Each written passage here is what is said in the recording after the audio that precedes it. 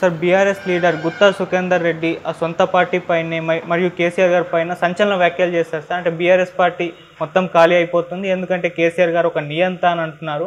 మరి ఆయన వ్యాఖ్యలను ఏ విధంగా చూడొచ్చు? దీన్ని బట్టి అసలు బీఆర్ఎస్ ఖాళీ అయిపోతుందా? కేసీఆర్ గారి పరిస్థితి ఏంటి? గుత్తా సుఖేందర్ రెడ్డి ఒక సంచలనమే క్రియేట్ చేస్తాడని చెప్పొచ్చు. ఎందుకంటే ఆయన బీఆర్ఎస్ నాయకుడు ప్లస్ శాసనమండలి, బీఆర్ఎస్కి శాసనమండలి అధ్యక్షుడు కూడా, చైర్మన్ కూడా. ఆయన సడన్గా ఈరోజు గత 6 నెలల నుంచి కేసీఆర్ ఎవరికి ఏ నాయకుడు కూడా అపాయింట్మెంట్ ఇవ్వట్లేదు. అందుకని అందరూ కూడా పోయి కాంగ్రెస్లోనో బీజేపీలోనో చేరుతున్నారు. త్వరలో ఇలాగే ఉంటే బీఆర్ఎస్ ఖాళీ అయిపోతుంది. కేసీఆర్ చుట్టూ ఉన్న కోటరీ వల్లే బీఆర్ఎస్కి ఈ దుర్గతి పట్టింది, లేకపోతే ఇంత ఘోరమైన పరాజయం కలిగేది కాదు. దీనికి కారణం కేసీఆర్ అనేది ఆయన ఓపెన్గా కుండబద్దలు కొట్టినట్టు ఈరోజు చెప్పాడు. దీని మీద భిన్నాభిప్రాయాలు వ్యక్తం అవుతున్నాయి. ఒకటి ఏంటంటే, గుత్తా సుఖేందర్ రెడ్డి ఇలా చెప్పడానికి కారణం, ఆయన ఆల్రెడీ రేవంత్ రెడ్డితో కుమ్మక్కైపోయాడు. అయితే నువ్వు బీఆర్ఎస్లోనూ ఉండి విమర్శలు చేస్తూ ఉండు, వాళ్ళు నిన్ను బయటికి పంపిస్తే అప్పుడు రా అని ఆయన చెప్పినట్టుగా ఒక వెర్షన్ వస్తుంది. ఎందుకంటే ఈ మధ్య మనం చూస్తున్నాం, సొంత పార్టీలోనే ఉంటూ విమర్శలు చేయడం, వాళ్ళని వీళ్ళు సస్పెండ్ చేస్తే తప్ప వాళ్ళు బయటికి వెళ్ళరు. అలాగా సొంత పార్టీలో ఉండే విమర్శలు చేస్తే దానికి ఎఫెక్ట్ ఎక్కువ ఉంటుంది. మనం చూసాము రఘురామకృష్ణరాజు ఎలా చేస్తాడని. 5 ఏళ్ల పాటు ఆయన వైసీపీ మీద రకరకాల రూపాల్లో దాడులు చేస్తూ వచ్చాడు. వాళ్ళు ఏమో అతన్ని సస్పెండ్ చేయలేరు, అట్లని అతను వెళ్ళడు. ఇలాగా అది దారితీస్తుంది అన్నమాట. అలాగే ఇప్పుడు గుత్తా సుఖేందర్ రెడ్డి కూడా అదే రోల్ ప్లే చేస్తున్నట్టుగా మనకి అర్థమవుతుంది. అయితే ఆయన చెప్పిన మాటల్లో వాస్తవం ఉందా లేదా అనేది చూస్తే, అంటే ఆయన ఇంటెన్షన్ ఏదైనా కావచ్చు, రేవంత్ రెడ్డితో కుమ్మక్కయి బీఆర్ఎస్ని దెబ్బకొట్టడమే ఆయన ఇంటెన్షన్ కావచ్చు. కానీ ఆయన మాటల్లో వాస్తవం ఉందా లేదా అనేది మనం చూసినప్పుడు చాలా వరకు వాస్తవం ఉందనే అనిపిస్తుంది ఎవరికైనా. ఎందుకంటే కేసీఆర్ పని విధానం ఎప్పుడు కూడా డెమోక్రటిక్గా లేదు. ఆయన పని విధానం అంతా కూడా ఒక రకమైన నియంత పని విధానమే అయింది. ఎవరి మాట వినడం కానీ, ఎవరితో చర్చించడం కానీ అది లేదనేది ఎక్కువ మంది చెబుతారు. రెండోది, మనం చాలా ప్రెస్ మీట్లలో చూసాం కదా, ఎవరిని మాట్లాడినాడు. విలేకరులు వాళ్ళు ఎంత సీనియర్లైనా, వాళ్ళకి ఎంత ఇది ఉన్నా వాళ్ళని పురుగులాగా ట్రీట్ చేయడం, వాళ్ళని హీనంగా మాట్లాడడం, అవన్నీ చూసేవాళ్ళు వాళ్ళకి అర్థమైపోతుంది కదా. అంటే ఒక మనిషి వేరే వాళ్ళతో ఎలా బిహేవ్ చేస్తున్నాడు పబ్లిక్లో అనేది అర్థమవుతుంది. చంద్రబాబు కూడా లాస్ట్ 2014లో ఆయన గెలిచిన తర్వాత వివిధ సెక్షన్తో ఆయన ఎలా మాట్లాడాడు, ముఖ్యంగా కొంతమంది బీసీలతో ఆయన ఎలా మాట్లాడి తోక కట్ చేస్తాను, అది చేస్తానని ఓపెన్గా పబ్లిక్గా మాట్లాడినప్పుడు వాళ్ళని భయపెట్టచ్చేమో. కానీ పబ్లిక్ అంతా చూస్తున్నప్పుడు ఓహో ఇతనులో అహంకారం పెరిగిపోయింది అన్న అభిప్రాయం జనాల్లోకి వెళ్తుంది. సో కేసీఆర్లో ఉన్న ఆ ప్రాబ్లం ఏంటంటే, ఏ రకమైన వ్యతిరేకతను కానీ భిన్నత్వాన్ని కానీ అతను సహించలేకపోయాడు. మామూలుగా నియంతలకి ఏంటంటే విపరీతమైన ఇన్సెక్యూరిటీ ఫీలింగ్ ఉంటుంది. మనం చూస్తే హిట్లర్ కావచ్చు, స్టాలిన్ కావచ్చు, ఇలాంటి నియంతలు అందరూ కూడా విపరీతమైన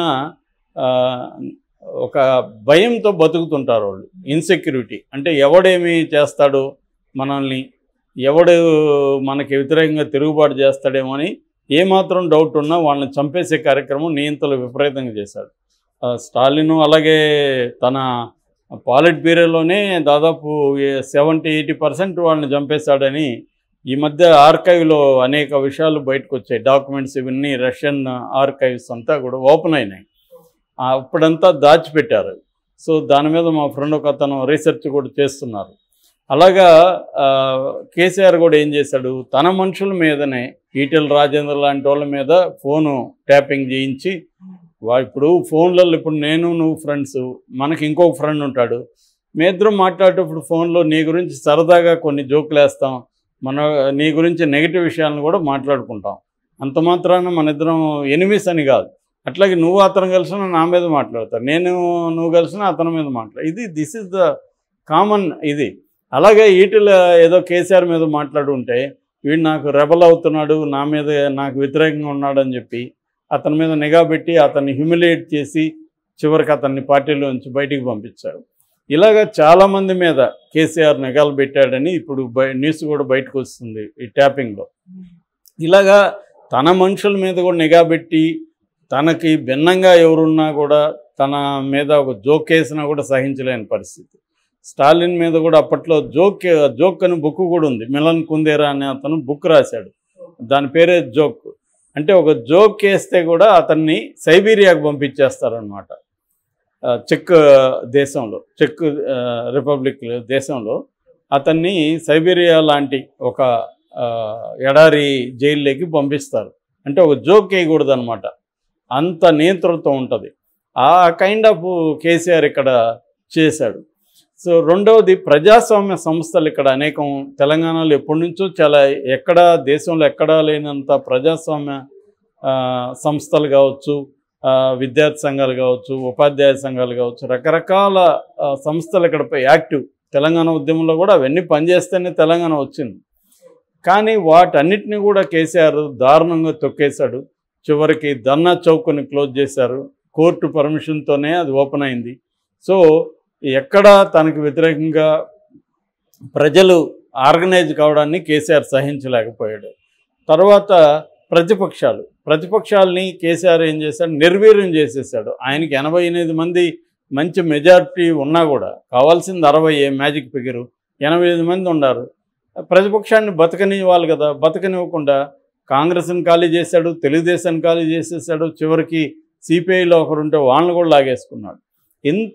ఇదంతా కారణం ఏంటంటే ఆయనకున్న ఇన్ఫీరియారిటీ కాంప్లెక్స్, ఇన్సెక్యూరిటీ ఫీలింగు, ఎక్కడ మనల్ని ఎవరేం చేస్తారో అన్న ఒక భయం ఉంది. కాబట్టి ఆయన ఎవరిని పైకి రానియకుండా, ఎవరిని మాట్లాడనీయకుండా తొక్కేయడం అనేది కనిపిస్తుంది. అందుకనే ఆయన ఎవరికి అపాయింట్మెంట్ లేకపోవడం, తన చుట్టూ క్వార్టర్ని పెట్టుకోవడం, అదంతా ఇప్పుడు ఈయన గుత్తా మాట్లాడింది కరెక్ట్ అది. సో దానివల్ల ఏమైందంటే కేసీఆర్కి అహంకారం అన్న అభిప్రాయం జనాల్లో బాగా పెరిగింది. రెండోది, గ్రౌండ్ రియాలిటీ ఆయనకి చెప్పేవాడు ఊరు లేరు, ఎందుకంటే నెగిటివ్ మాట్లాడితే మనల్ని ఇచ్చేస్తాడని చెప్పి. రెండోది, ఆయనకి ఎవరైనా భిన్నంగా మాట్లాడితేనే సర్రమని కోపం వచ్చి వాళ్ళ మీదకి ఎంత ఎత్తి ఎగురుతాడు కదా, చూసాం కదా అందరూ విలేకరులను ఎట్లా ఆడుకున్నాడు. సో ఆ యాంగిల్లో ఆయనతో ఎవడు మాట్లాడేవాళ్ళు లేడు. దానివల్ల ఆయన ఒక స్వీయ భ్రమలో బతుకుతున్నాడు, సెల్ఫ్ ఇల్యూజన్లో బతకడం మొదలుపెట్టాడు. తను ఏదో గ్రేట్ ఇది చేస్తున్నాను. ఆయనకి అనిపిస్తే ఎవరికైనా కోట్లు ఇస్తాడు. ఆ మధ్య చూసాం కదా, సానియా మిర్జా లాంటి వాడు ₹1 ఇట్లా శాంక్షన్ చేయడం, ఆయనకి అనిపిస్తే దాన ధర్మాలు చేయడం. అంటే ఆయన ఒక నియంత రాజులాగా ఈ తెలంగాణ ఒక రాజ్యంలాగా పరిపాలించాడు తప్ప ఇది ఒక డెమోక్రటిక్ స్టేట్ అని, ఈ డెమోక్రసీలో తాను ఒక సర్వెంట్ అని, పబ్లిక్ సర్వెంట్ అనే విషయాన్ని ఆయన కంప్లీట్గా మర్చిపోయాడు. ఆయనకి చెప్పేవాళ్ళు ఎవరు లేరు. చివరికి హరీష్ రావును కూడా చాలా కాలం పక్కన పెట్టేశాడు, ఇదే కారణం అని చెప్తారు. తర్వాత ఇంకా విమర్శలు వచ్చి హరీష్ రావు బయటకు వెళ్తాడేమో ఒక ఇది వచ్చినాక మళ్ళీ హరీష్ రావుని చేరదీస్తాడు. సో ఫస్ట్ టర్మ్లో కంటే కూడా సెకండ్ టర్మ్లో ఆయన పబ్లిక్ లైఫ్కి దూరం అయిపోతూ వచ్చాడు. ఎక్కడో కూర్చోవడం, అక్కడ నుంచి పరిపాలన చేయడం. పబ్లిక్ ఫేస్గా కేటీఆర్ ఉన్నాడు. కేటీఆర్లో కూడా కంప్లీట్గా చేంజ్ వచ్చింది అని చెప్తారు. సెకండ్ టర్మ్లో కేటీఆర్ కూడా ఒక రకమైన నియంతగా మారిపోవడం, తర్వాత ప్రత్యర్థుల మీద, రేవంత్ రెడ్డి వాళ్ళ మీద నీచమైన అటాక్స్ చేయడం, ఇవన్నీ కేటీఆర్ కూడా మొదలుపెట్టాడు. అంత ఫస్ట్ 5 ఏళ్లలో కేటీఆర్కు ఉన్న ఒక ఇమేజ్ అనేది కంప్లీట్గా డ్యామేజ్ అయిపోవడం మొదలుపెట్టింది. అట్లాగే విపరీతంగా అవినీతి, తర్వాత ఇతర వ్యవహారాల్లో కూడా కేటీఆర్ తలదూర్చడం, అవన్నీ కూడా ఇప్పుడు బయటకు వస్తున్నాయి. ఈ రకంగా ఇవాళ ప్రధాన కారణం ఓడిపోవడానికి కేసీఆరే. కానీ ఆ విషయాన్ని అతను మర్చిపోయి ఇప్పటికి కూడా ప్రజలను నిందిస్తూ మీరు ఒక దున్నపోతును ఎన్నుకున్నారు, పాలిచ్చే గేదెను వదిలేసి అని మాట్లాడడం అంటే అది అహంకారపూరితం. ఇంకా అట్లాగే కేటీఆర్ కూడా తెలంగాణ ప్రజల కంటే ఆంధ్ర ప్రజలు తెలివైన వాళ్ళు, అందుకని మాకు ఎక్కువ ఇక్కడ ఓట్లు వచ్చాయంటే తెలంగాణ ప్రజలను అవమానించడం. అంటే ఓటమి తర్వాత కూడా వాళ్ళిద్దరిలో ఏ రకమైన మార్పు వచ్చినట్టు కనబడలేదు. మొత్తంగా ఖాళీ అయిపోయి ఇంకా ఘోరమైన పరిస్థితులకి వెళ్ళేట్టుగానే కనిపిస్తుంది. అహంకారం అనేది కళ్ళు మూతలు పడే విధంగా అది చేస్తే మాత్రం కళ్ళు తెరిచి చూస్తే కదా వాస్తవాలు అర్థమయ్యేది. ఇప్పటికి కూడా అర్థం కాలేదని మనకి అనిపిస్తుంది.